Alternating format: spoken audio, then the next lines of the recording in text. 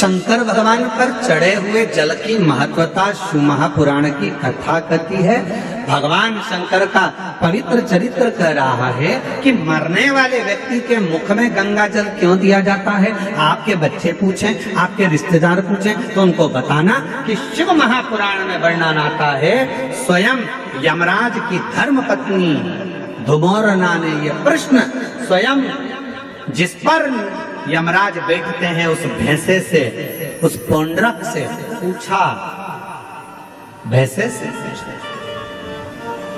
कि तू किसी को कष्ट देता है, किसी को नहीं देता।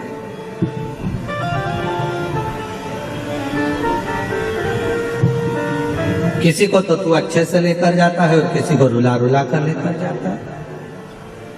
बात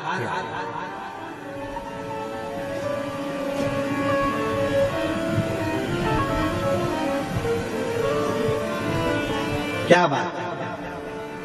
तो भैंसे ने कहा कि मैंने शिव जी ने, शंकर भगवान को मैंने वचन दिया, क्योंकि मेरे देवाधिदेव महादेव ने तो मुझे यमराज को दिया।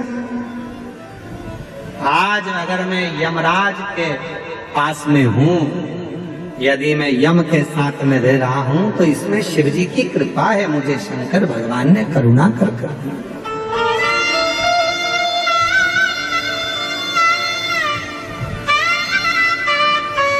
ये शिव की उदारता से मुझे मिला।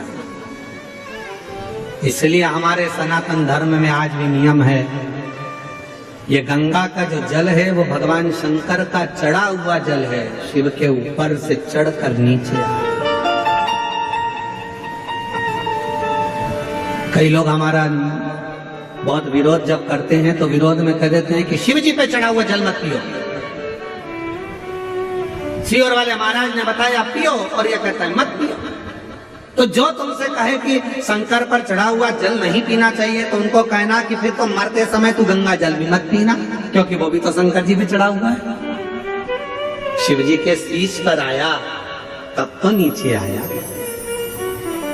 शिव महापुराण की कथा कहती है कि धुमोरना से, यमराज जी की धर्म पत्नी से स्वयं भैंसा कह रहा है, वो पौंड्रक भैंसा कह रहा है कि शिव की कृपा।